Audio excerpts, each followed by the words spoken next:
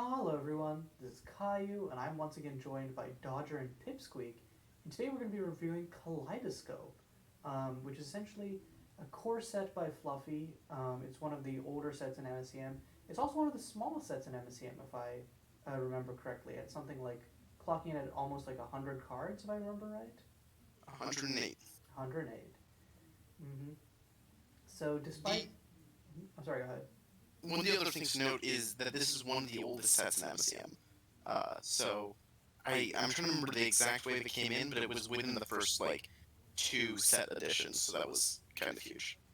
Yeah, and it has like despite its small size, a surprising amount of relevant cards to talk about. So I'm kind of excited, but like both past and present. So you want to just get into it? Sounds good to me. Hey, Dodger, do you want to read us off this first card? Yeah, sure. So on our list it says Linguini, but the card's actual name is Liguno, who transcends all. It's an 8 drop in white. It's an 8/8 with flying, um, and it's a legend, which is sometimes relevant. And then whenever it or another permanent you control would be put into a graveyard from the battlefield, you exile it instead, and then it comes back under its owner's control at the beginning of the next end step. So yeah, go ahead. So the one of the really notable things about this at one point was considered to be too powerful for MSEM. It was in the first Reanimator deck called Holy Grixis, and it is the reason that Imperial Legacies has a card that says exile any number of target cards in exile, because that effectively nullifies Laguno's Wait, return. Absolve was made because of this?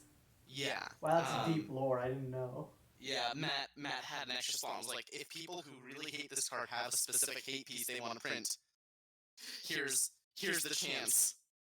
And Sophia, I believe, was the one who pitched the card that is now Absolve.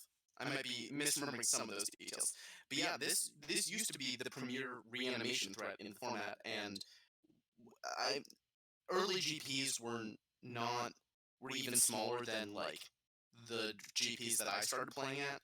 Like I think they were mostly just 8 players. So it's not like there was a defined meta, but Hersey, who was the first person pioneer Holy Grixis, apparently just had a tear through with that deck. And I believe that's why Cranial Violation has a champion, because that was part of that deck. Man, it's such a throwback as well because I remember playing Cranial Violation in my first MSEM deck, and it has never been seen since. I'm pretty sure it was in Hersey's Road to Awe from a couple GPs It ago. was, but Hersey, I feel Hersey's been playing that deck for a while. I think with like a basically unchanged list. So I think Yeah. it's just It is a good reanimation spell in very specific niches, and that's basically all it is. Ignore the fact it has other text. mm-hmm. But yeah, Laguno. I don't know. Laguno's a really cool big angel. A lot of big angels in canon and custom Magic don't really work for me. I really hate Iona as a design. I hate Avacyn as a design. Laguno works for me really solidly.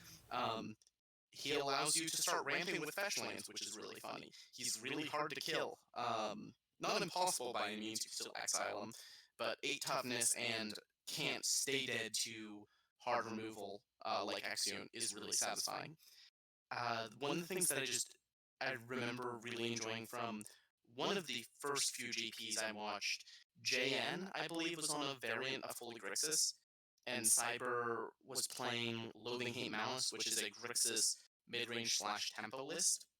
And the game came down to Cyber just basically repeatedly using kill spells as slow flickers on Laguno while beating in with the creature, and that was a very satisfying game to watch. Huh. Yeah. So that is cool that it's different from just indestructible. In some ways better. Like they usually a slight downgrade. And I don't know. I feel like we pretty much covered I guess like one the last thing I'd card. The like to card is mention not is just very that like good anymore. he's a male angel, which I feel like is something that you don't really see much of, or have there been any male angels recently in canon? So No, the last male angel we had was on Amon Ket, partially to show something's really wrong here. got you, lovely. But yeah, there's not. There's nothing wrong with Linguini except that he is no longer playable. I think one of the things to really consider about Laguno is he. The only issue with him is how slow he is at killing people, and the fact that we don't have reanimation threats that are particularly broken with him. Um, I think there's a design that I've seen be thrown around a bunch. It's never stuck in a MSEM format, but if someone ever prints a kind of graveyard flicker, like return target creature card from your graveyard to the battlefield, then sacrifice it, Laguno breaks that in half in a way that most of our other reanimation targets don't. But in general, MSEM has a strong history of powerful cheat out style decks that never actually do anything or go Hey, anywhere. I have one of those in Thoughtscape, pretty sure. Ooh, Yeah. well, It's funny. now we have a combo piece with Laguna. Yo, Liguno Resurgence, Fall 2020. He's going Let's back go. on tour, y'all. Okay. Next up, Alright. we have Stocked Healer. Dodger, I don't want to give you 2 cards in a row, but you were the one who discovered this recently, so you want to talk Yeah, about well, I don't know. I guess, like, yeah, so Stock Healer is a 1-mana, 1/1 with lifelink, and when it enters the battlefield, it investigates. I think that, like, what surprised me about this card was that I spent a really long time looking through a lot of green and white creatures because I built various like green and white decks, but this card is a human, so that's probably why it dodged my my sorting.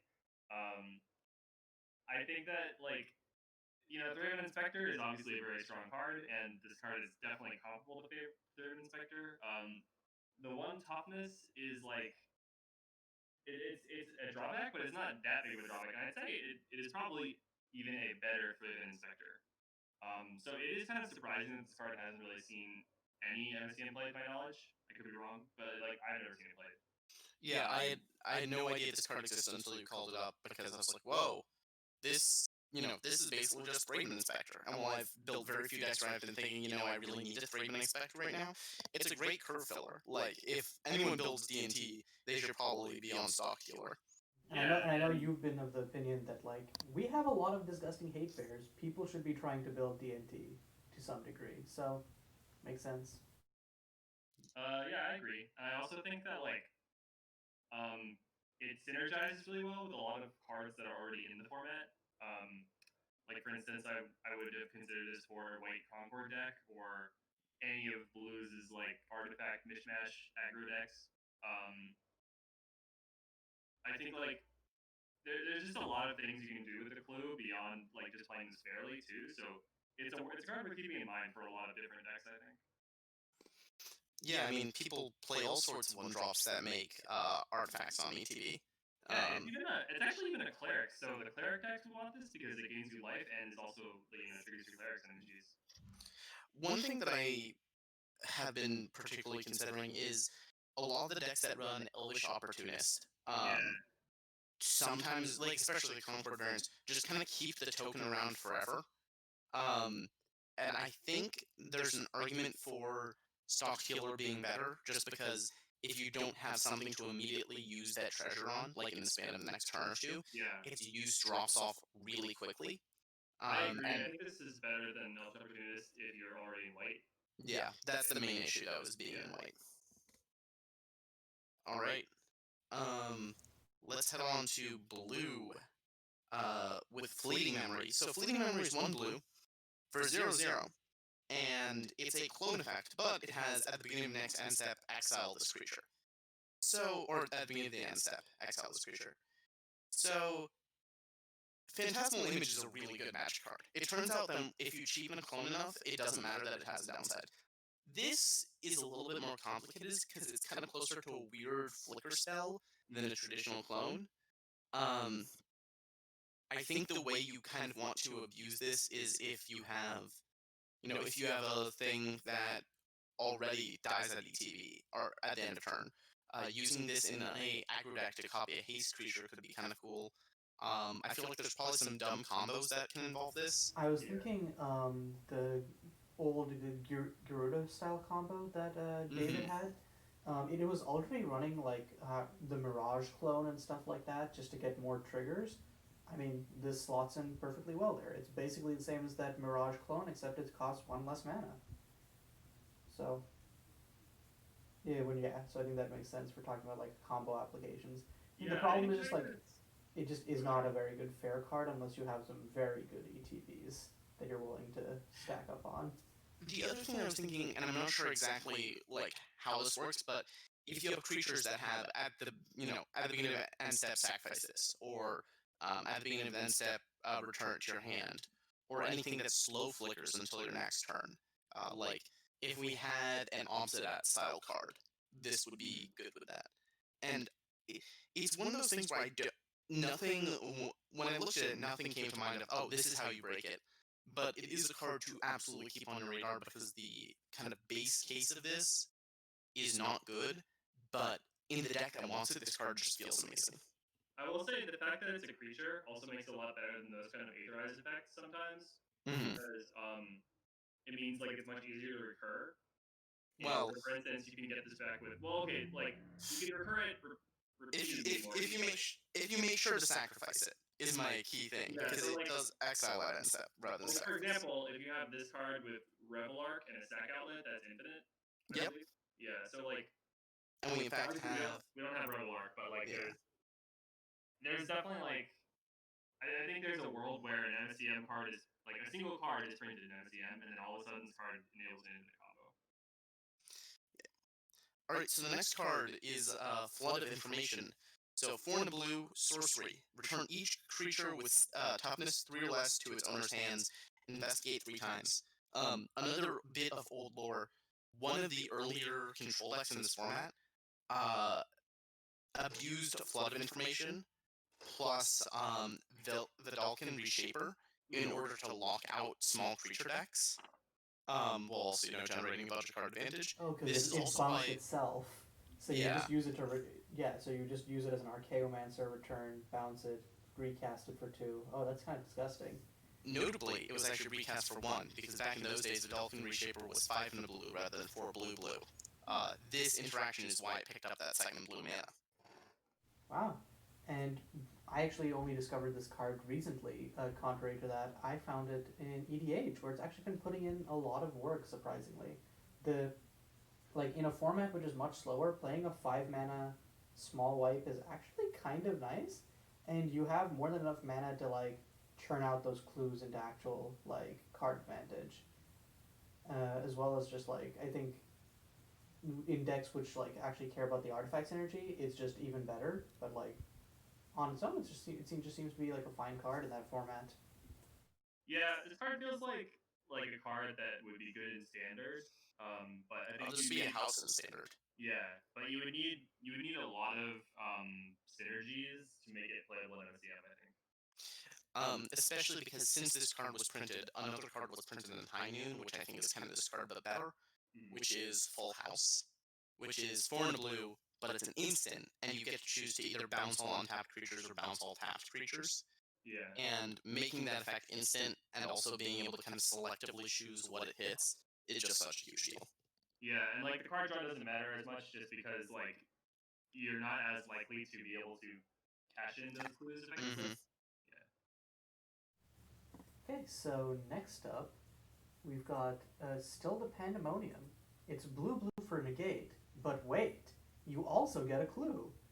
Um, this has been kind of a house in like control sideboards for the mirror. It's just really efficient.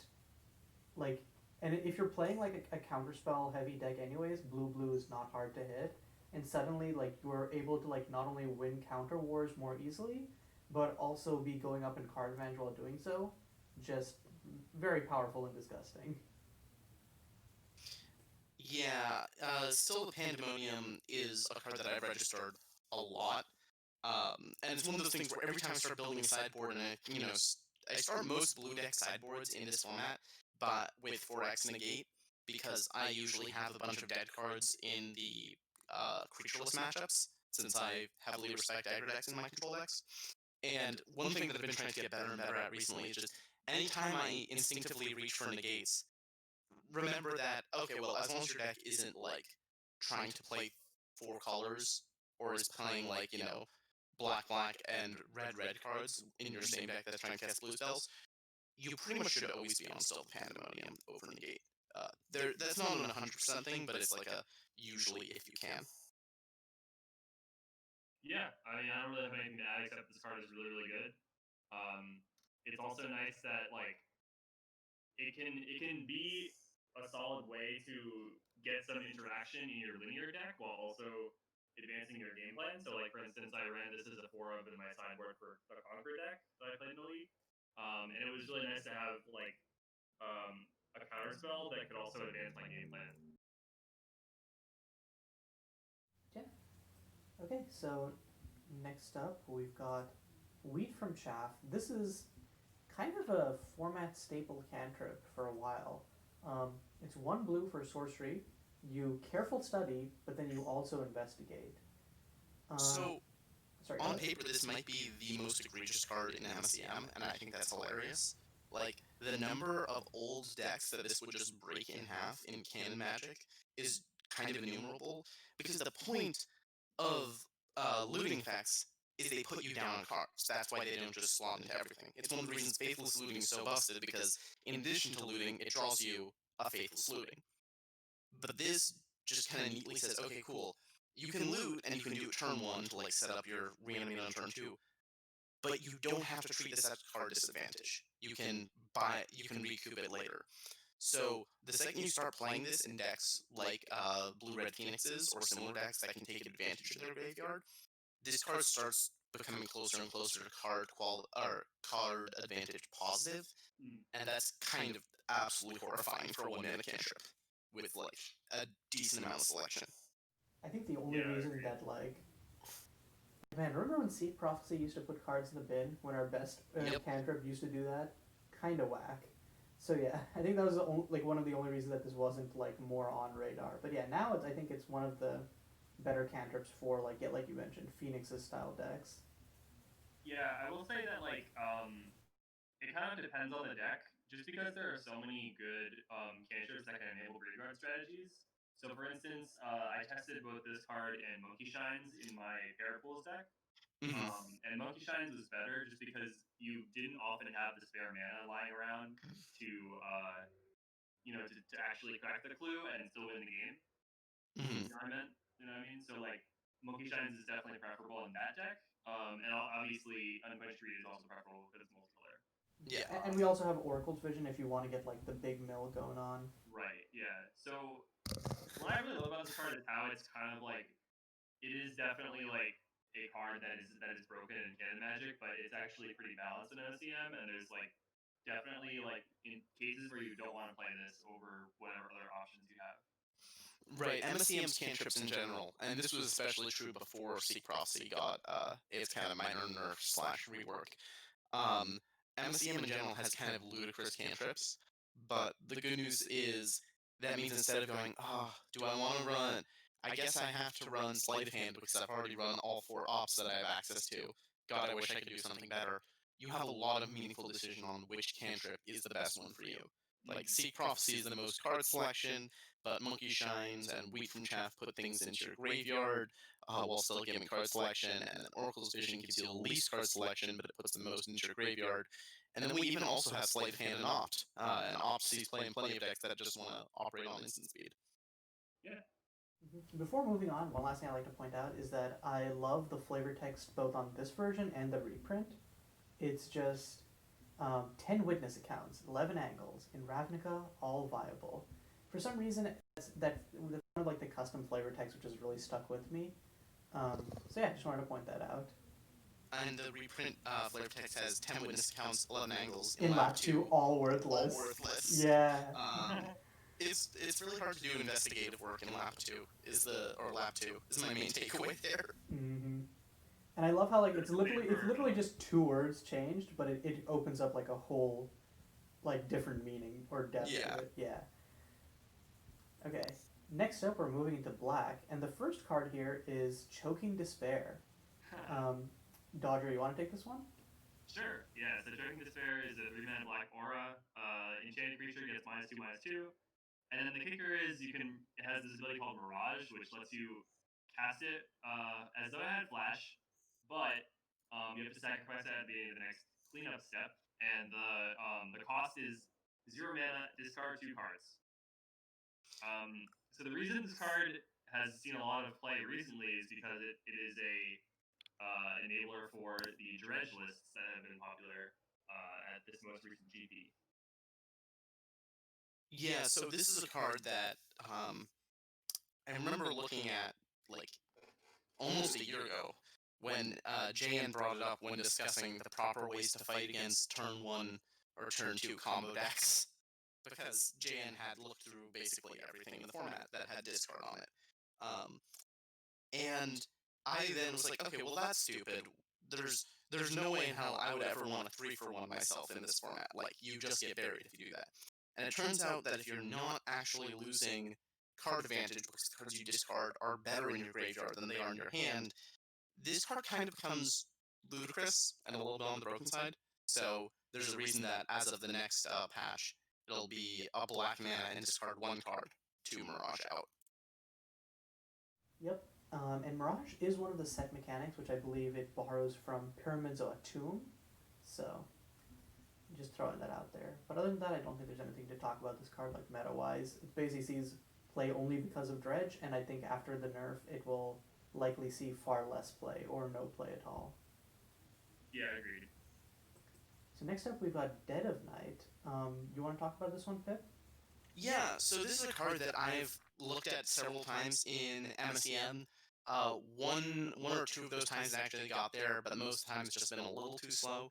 But the main reason I want to give this card a shout out is EDH. So it's black, black, black, and 3. It's sorcery for a hard board wipe. It just destroys all creatures, no questions asked. It has Kindle X. Exile card with convert mana cost X from your graveyard. So Kindle is a sorcery speed ability where you exile this card and pay its Kindle cost to make that many 1/1s. So what this means is you can board wipe, and then after the board wipe, you can, let's say you just have a 4-drop in your graveyard, you can pay any 4 generic mana, exile this in the 4-drop, and suddenly you have the board state.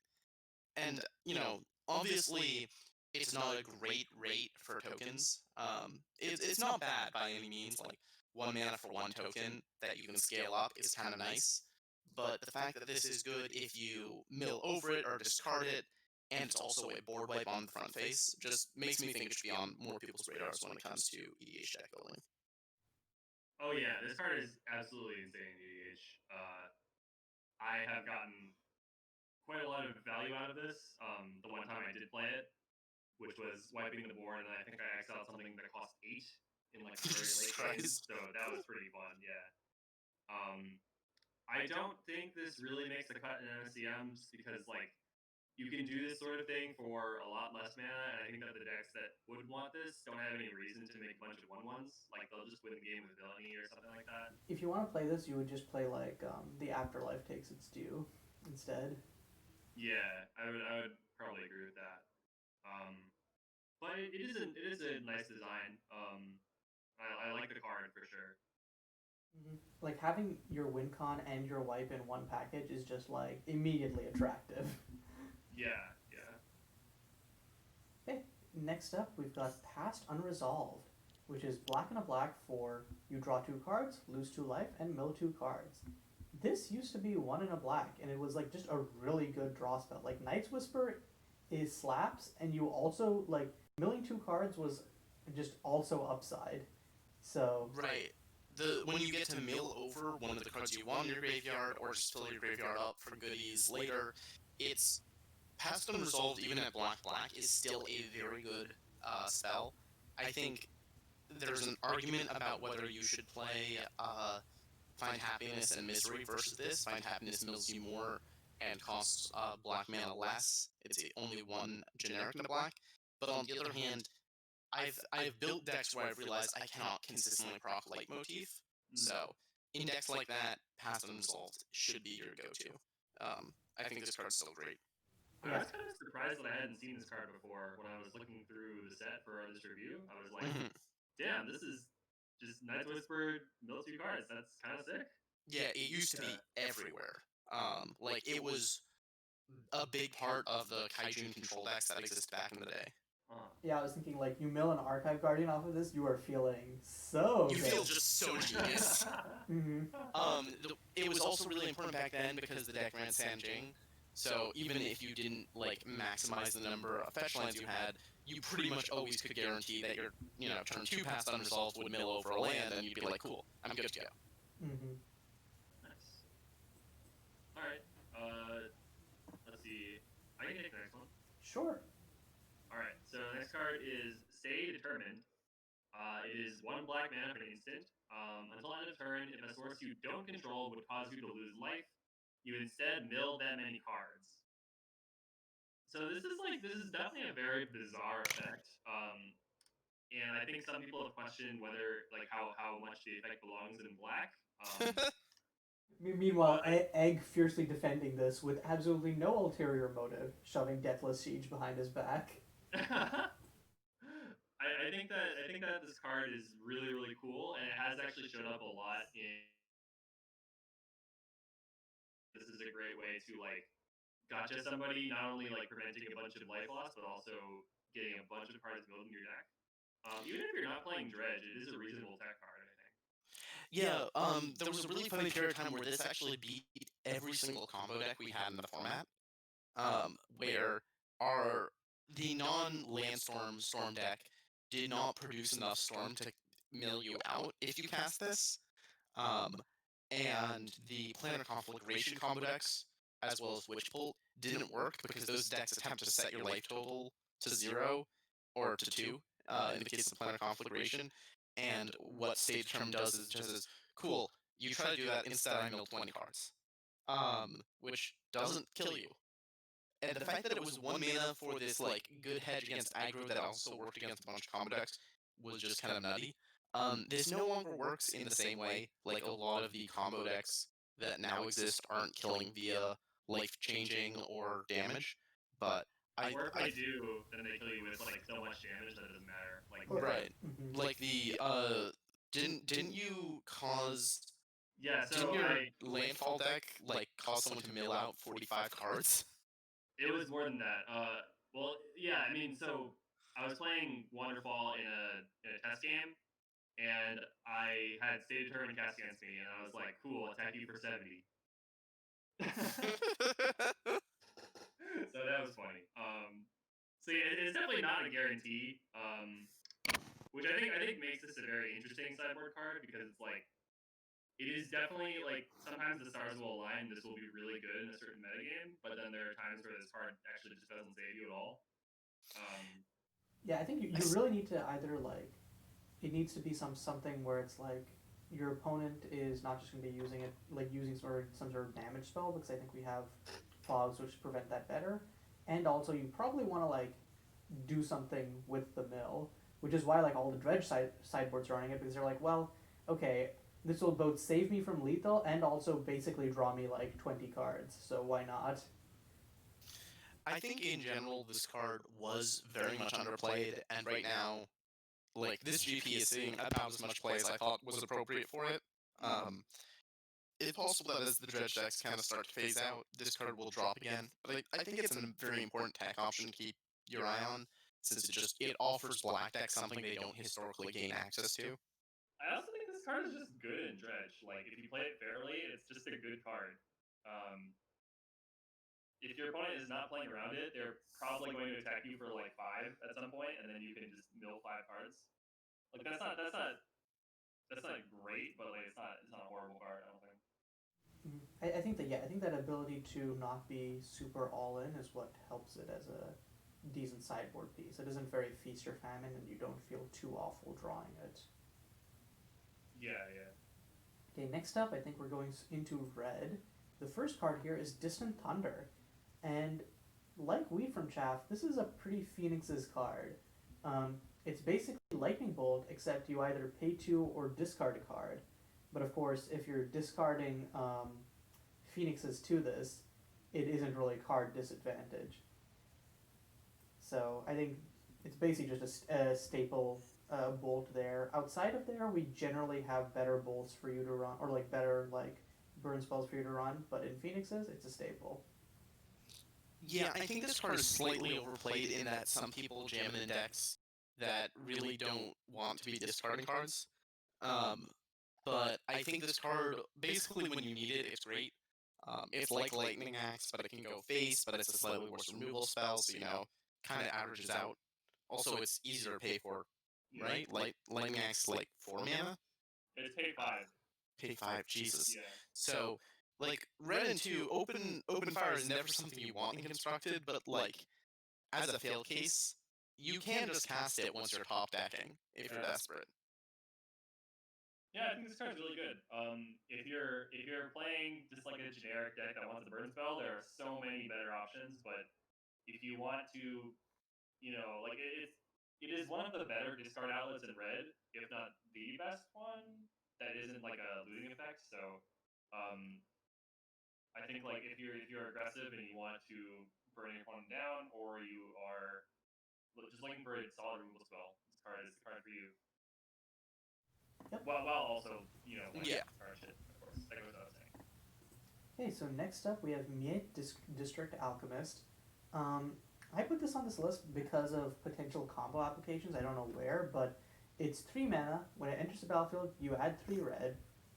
It doesn't take a genius to like put the math together of like, okay, if you have some sort of cost reduction thing, you can make infinite mana with this. Or if you have something that like, I don't know, every time you add mana, you add an extra 1. I don't know if that's a thing that exists anywhere, but stuff like that. It's just one of those things where like potentially loopable mana adders are just like, oh. And I think there is like a canon equivalent in Grinning Ignis, so like you can probably template whatever you do onto stuff that you do with Grinning Ignis. So I want to suggest something really bad, but this is the combo that I'm offering. And it involves the fact that this card has Paranoia, and if you Paranoia it actually nets mana, so you don't need to like do any flicker shenanigans. But how are we going to Paranoia it? Well, what if we had some way of bouncing it to our hand?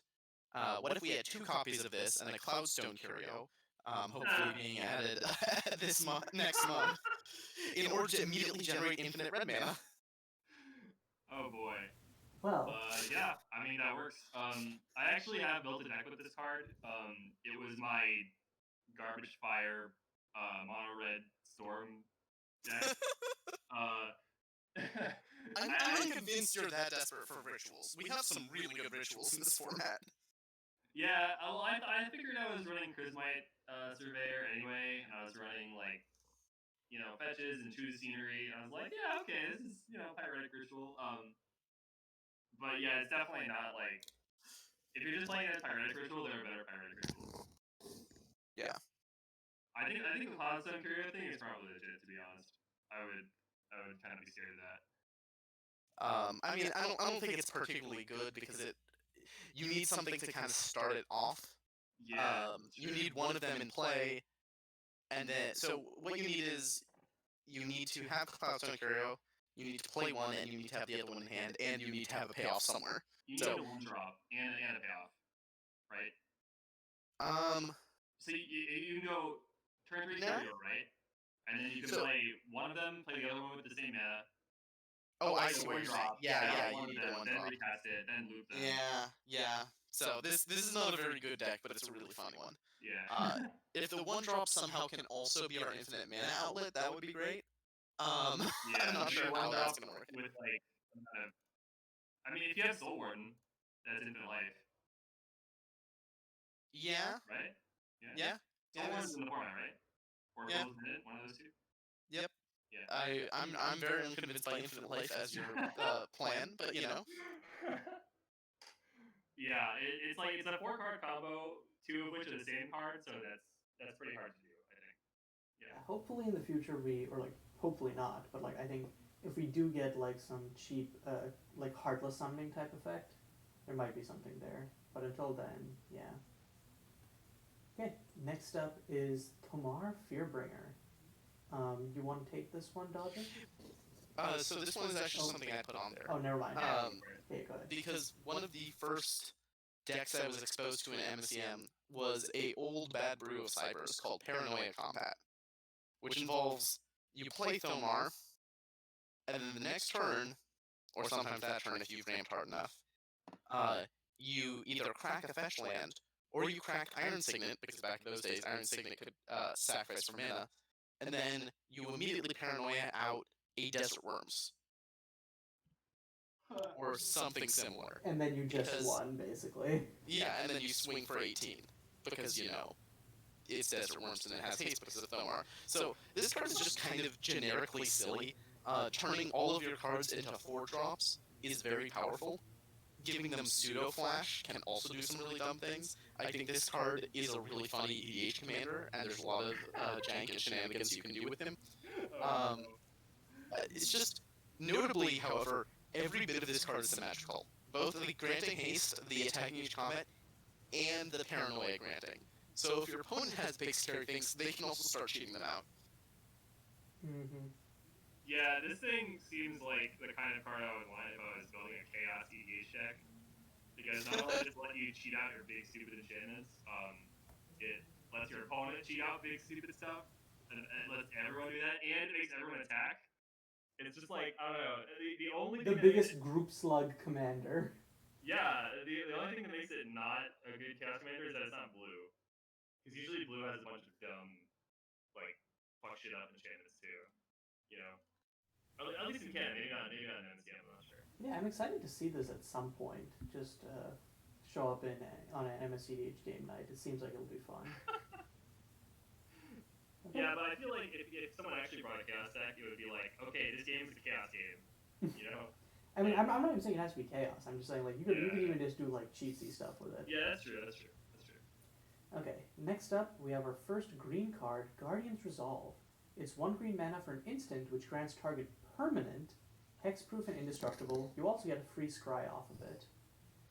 This is just, it seems like if you ever need some sort of like combo protection or something, this seems reasonably versatile, hitting any permanent. It grants both of the most important keywords, and you also get scry off of it. It just seems like generically good for that purpose. It has a niche and Yeah. it fulfills it well. Blanking a removal spell and scrying 1 is like fine, given that a lot of the time that's what Blossoming Defense did anyway. It can also be used to win combats, and it can target any permanent, which can definitely be relevant if you want to protect, whatever enchantment or artifacts that your opponent's trying to destroy. It feels like you need to synergize with the fact that this is an instant, like a non-creature spell, to make this worthwhile. So maybe if you're running like a creature that draws you a card when you cast a non-creature spell or something like that, like I would be more excited about running this because then you can protect that creature and draw a card. My thought was more that like non-creature permanent-based combo decks, just as like a protection piece for that, because I feel like I don't know off the top of my head, but I feel like we don't have many like target permanent games hexproof. I mean, we have unreachable walls. Mm-hmm. That's basically the same thing, right? 1 mana counter target thing that targets one of your stuff.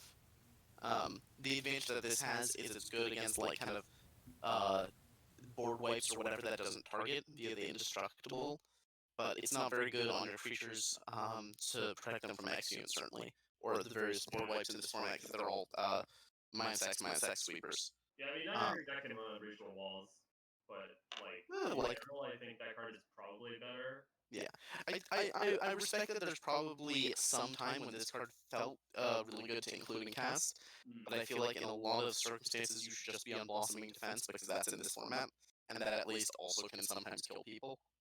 Yeah. Fair. Cool. But it's good to know. Next card is Lore Sprout, which is a 1 mana 0/2. When it enters the battlefield, if you control another creature, draw a card. Hey, Dotry, you missed a really important part of this card actually. It's a plant. It's a plant. So Oh, what that is this meant? the Master Chef thing? Yeah, back in the day, this was great in Master Chef decks. So, for those of you who have played in the past 2 years, since Master Chef has not been playable in those past 2 years, Master Chef is a 2 and a green, 2/2, that when it enters the battlefield, you get a 0/1 plant, and you can sacrifice the plant to gain 3 life. Notably, it used to create 2 tokens, and that was when that card was good.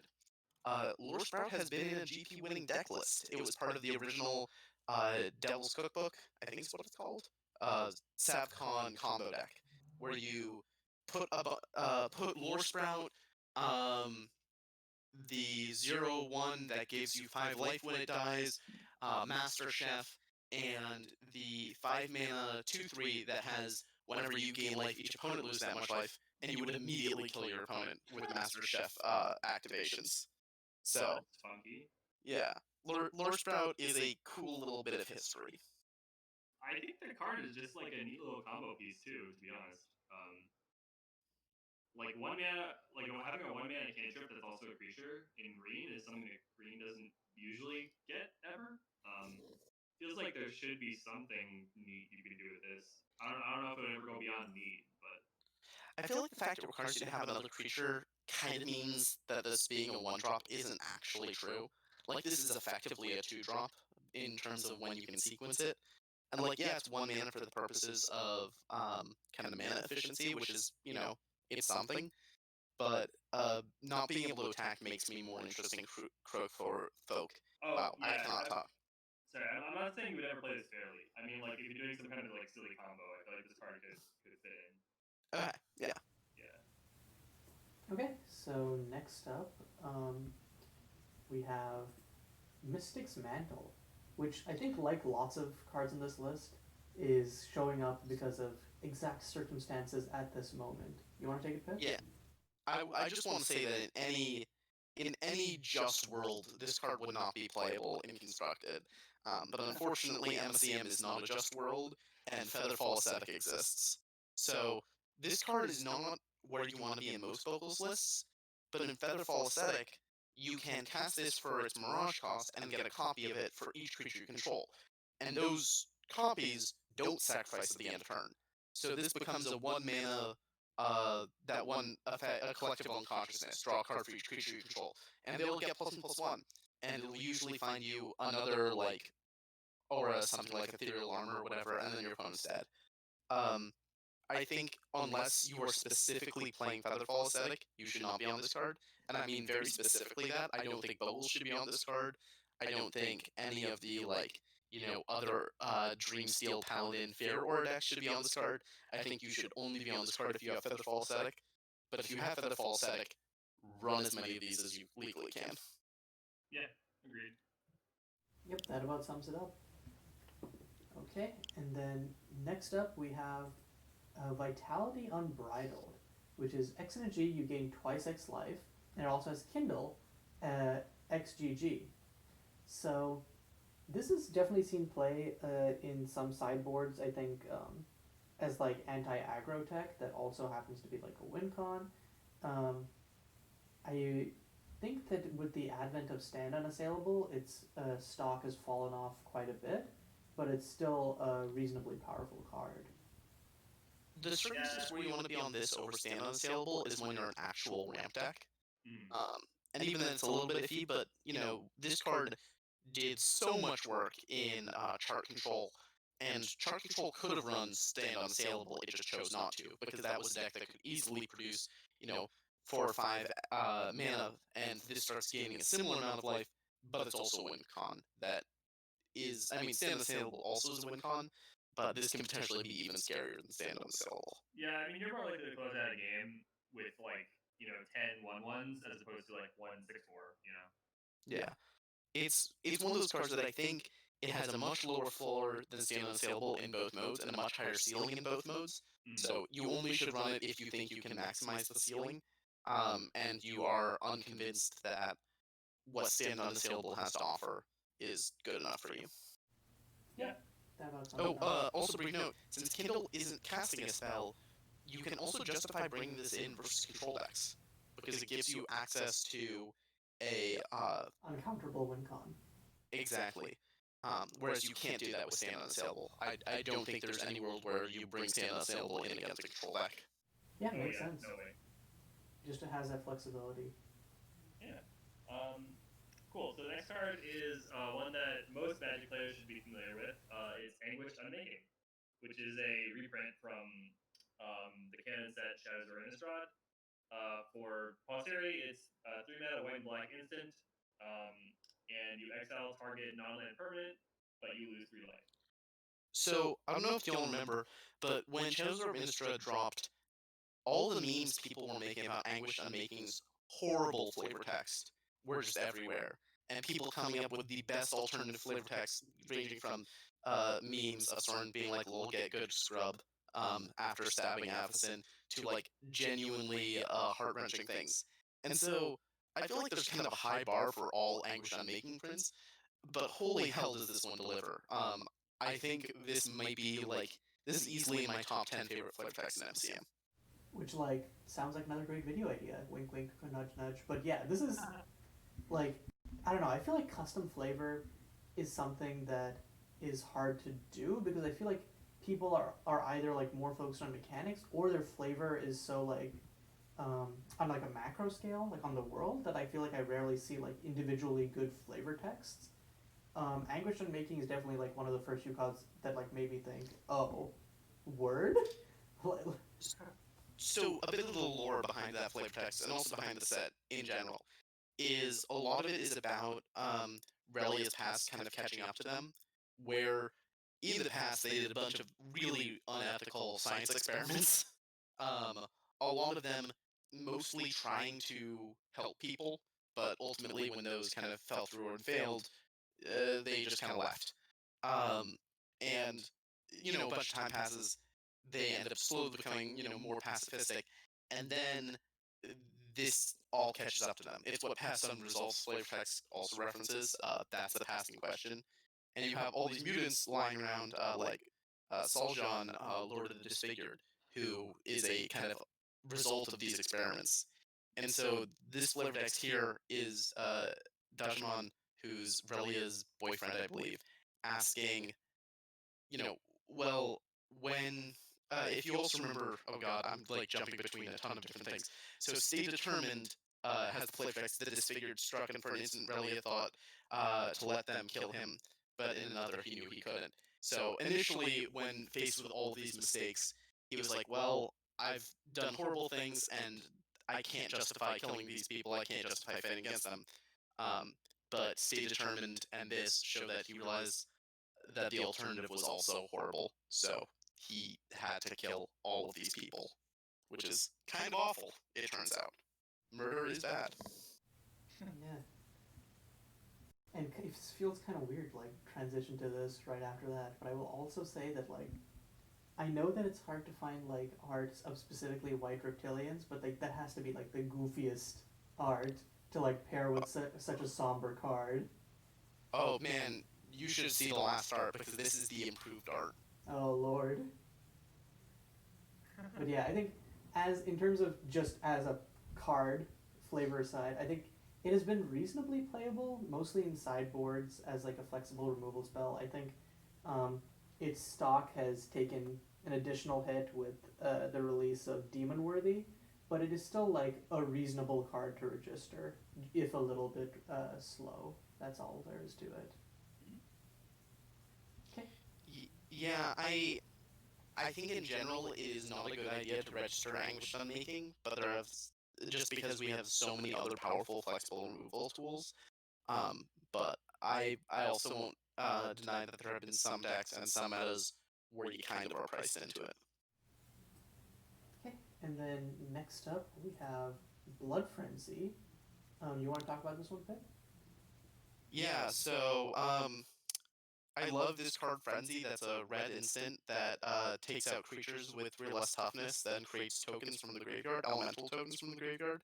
Um, Blood Frenzy is my second favorite of those sorts of cards, with Roger's Frenzy being my first favorite. So Blood Frenzy is red and black for an instant. Target creature gets +3, -3 until end of turn. Kindle 3, black red, pay 3 life. So unlike Roger's Frenzy, this only costs 2 mana to make tokens. It also costs you 3 life. It makes 3 tokens rather than 2. You can only do it at sorcery speed, but the token come in untapped. But despite all those little things, this card and Roger's Frenzy share a crazy amount of similarities for something that, as far as I can tell, was entirely coincidental, and that's hilarious. Um, I think this card is genuinely a nuts removal spell, like would be format defining most standards it was in. I regret the fact that it is uncommon and not common, so I can't break MSE Pauper with it. But yeah, I think it's worse than Rogar's Frenzy because it is less flexible and it goes in fewer decks.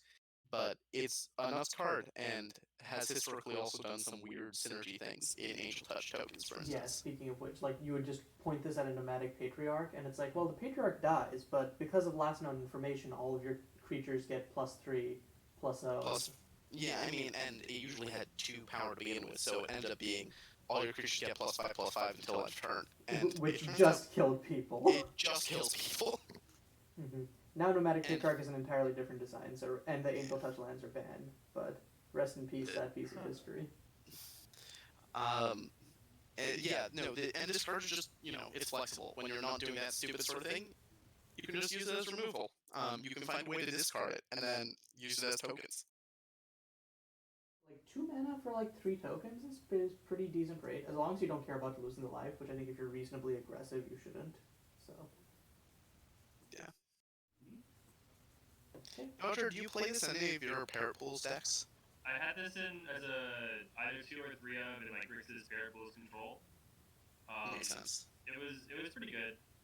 Like you want to do everything that this card does in that deck. Like you want a removal spell, you want to make tokens, and you want to get payoff for milling yourself, so it fits in perfectly. I didn't run 4 because paying 3 life is a lot, and I think there's also like the deck is kind of just all removal spells anyway, so like you don't want to just over index on everything, but like you don't have to be like a synergy deck to run this card.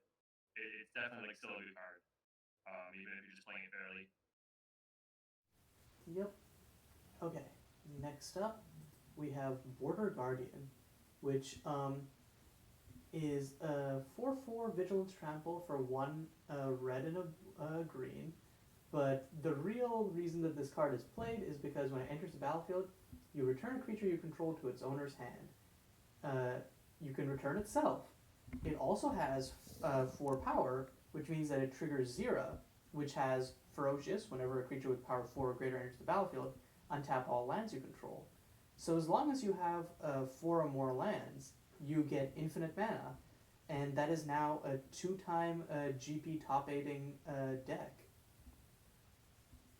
It's kind of like I think Zera as like a pure combo deck was something that I think before this card wasn't like super explored, but then like now that like the 6KJ's like linear build with this exists, it's shown that like yeah, sometimes you just go like turn 1 Zero, turn 2 Sandstorm into the Sandstorm or some ramp spell, turn 3 this is crazy enough, or like turn 1 into the exploring the mirror worlds into turn 3 Zero plus this.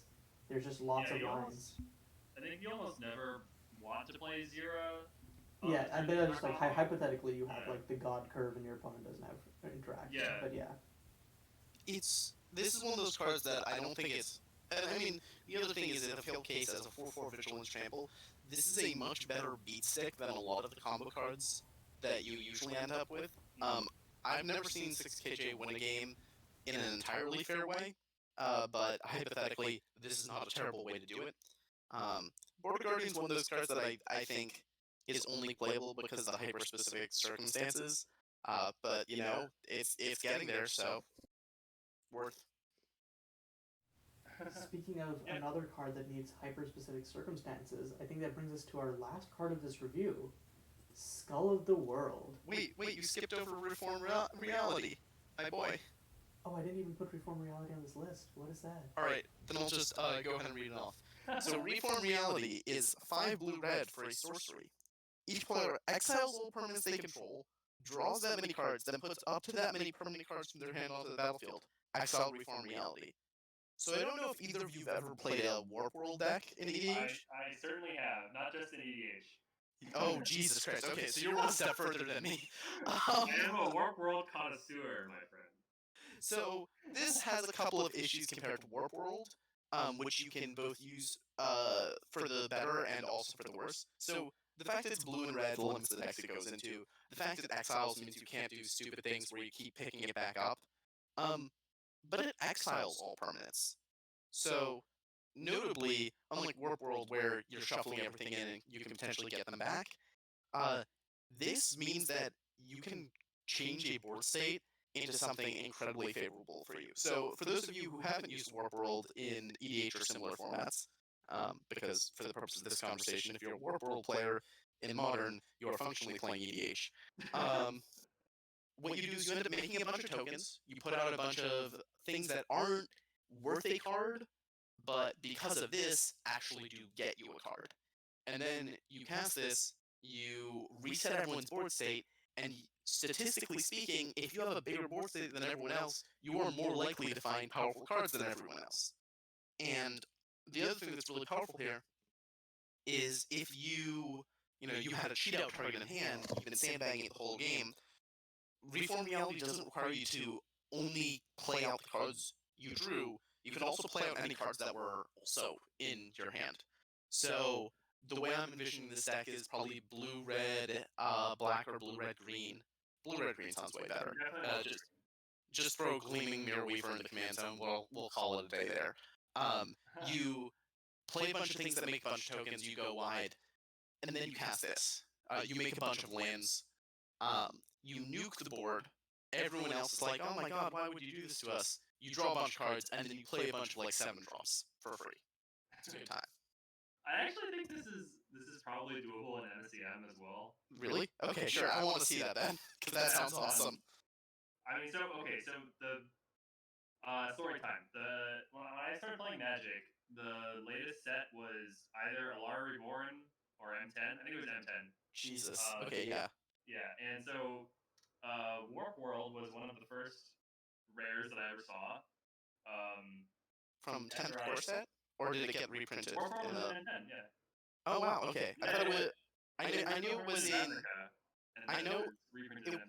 It was also in 10th edition. The last core set before they switched to M numberings. I actually because- don't think it was in 10th edition. Really? I'm gonna Skyfall this real quick. All right. Because I guess it is in 10th edition. You're right. Okay. Yeah, because that was the first course that I was playing during, Okay. I also remember that being in that and being like, "What the fuck is this card?" Yeah. So, essentially, it was the first deck I played in a tournament because my friend lent me his Warp World standard deck.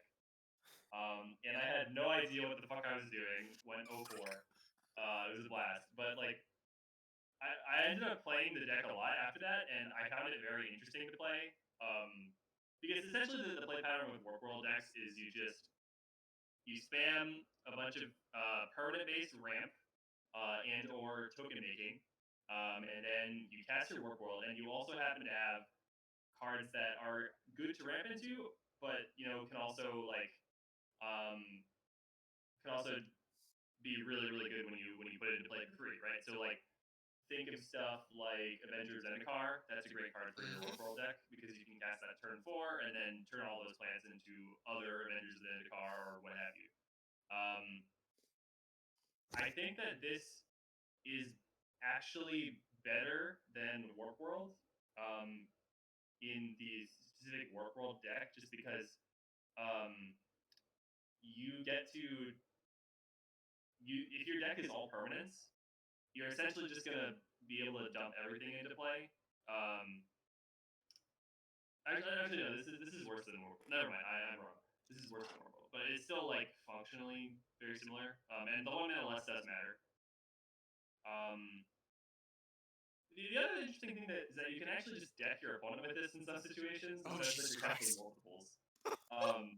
You just have to be careful you're not decking yourself because you are usually going to have more permanents. Well, In that's why. general, I want to mess around with this, but this might just be stupid. I don't know. I mean, just have Kagetsu in your deck. It's fine. Yeah, why not? I mean, that probably have one Kagetsu. Yeah. Man, the more time y'all spend talking about this, the more I regret actually just missing it and not putting it on the graphics. Man, this actually sounds so interesting.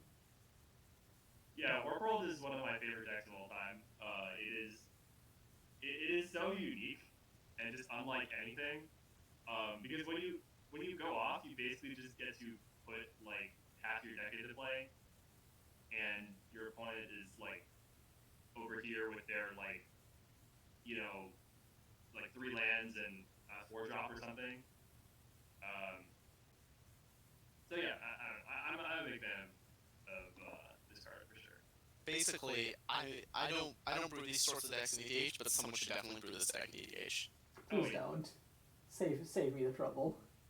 I mean, this is great for Blue Red Chaos, which was one of my favorite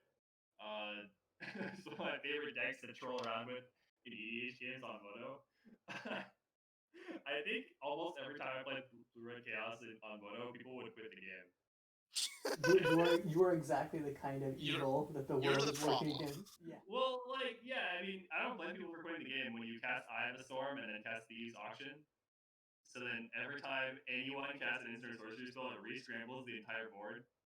And each Thieves Auction probably takes about, like, I don't know, 6 or 7 minutes to resolve.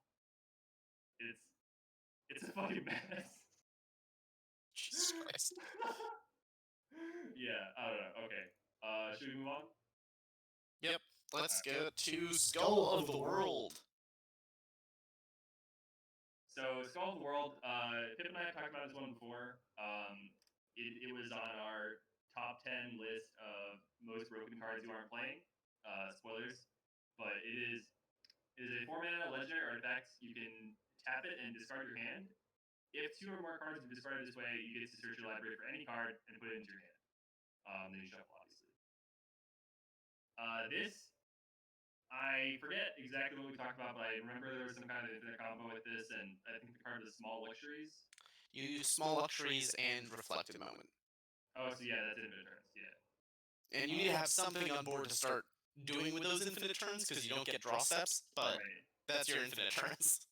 Yeah, I mean, I remember like someone going like, "Whoa, small OGs plus Skull of the World. There could be like a cool control engine." They're just like, "No, no, you just it." The best thing Yeah, to do that is just was win the game. that was me. I was really excited about that, and then Hersey was like, "Wait, you just go infinite with this." And I was like, "God damn it! Mhm. There goes my plan." stupid Hersey. Yeah, another Fucking card that Hersey. I really Always pointing potentially out. like with this is Spell Shatter from Survive the Night, because Mm, then it's just a This is piece Spell of free Shatter. counter magic if you need it. I'm not, because I feel like usually you're using Skull of the World as like a combo piece anyways, yeah. but I feel like that interaction is neat and potentially meaningful, so I would just keep an eye on it. I wonder if this card makes it into Dream Sight. No. No. I mean, like, I get the logic, which is Dream Sight. Like, if you discard anything less than 5 cards and you find Dream Sight, well, you've generated card advantage. The problem is, once you've used it once, you don't really ever want to use it again.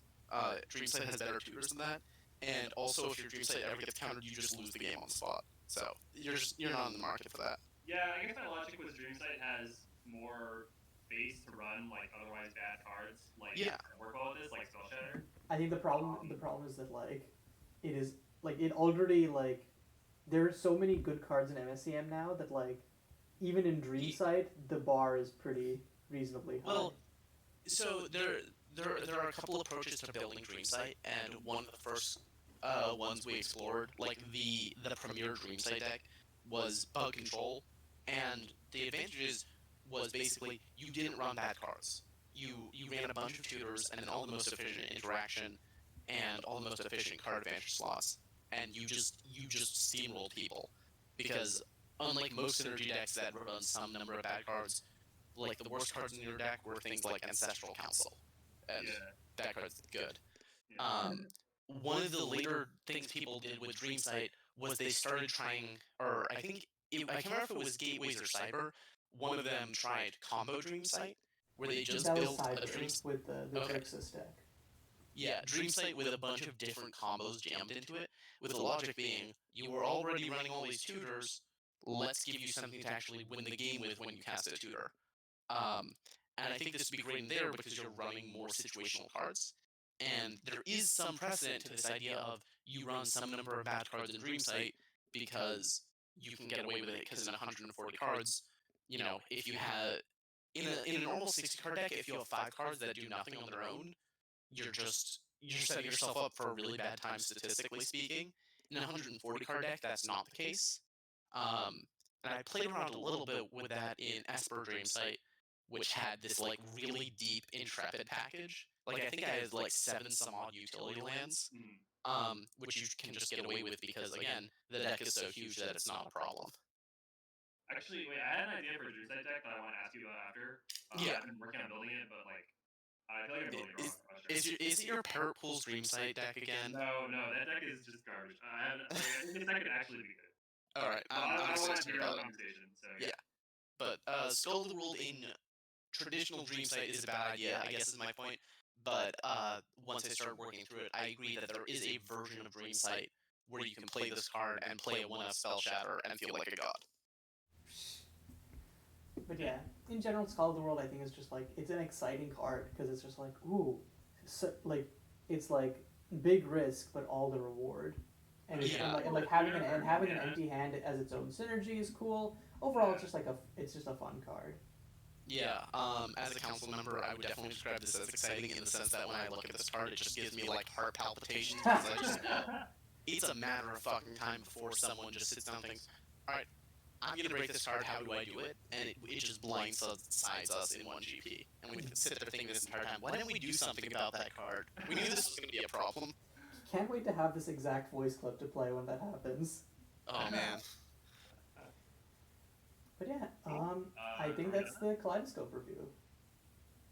This was a pretty. I think it was a fun trip both down memory lane and also just finding out about some history that happened even before I joined the format. So. Yeah, I learned a lot of lore. But yeah, I think unless y'all have some closing comments, I'm ready to wrap this up. I feel like I should have a closing comment, but I don't know what it is. I like the set. Oh yeah, I was gonna say Week from Chap is one of my favorite cards in the entire format. Probably in my top 10. Even though I don't think I've ever played it, but I just think it's a really, really, really cool card. Word. Yeah, it's a very clean design. In general, KLC is a very neat set. I'm very happy it's in the format. And Fluffy, when you inevitably watch this video as well as the Lovi Awakened video, your sets have done good things in this format, it turns out. And yeah, so with that wraps up the Kaleidoscope review. Next time we're going to be reviewing Goliaths of Nanjiao to correspond with the current Sealed League going on. But yeah, until then, this is Caillou, Dodger, and Pipsqueak signing off.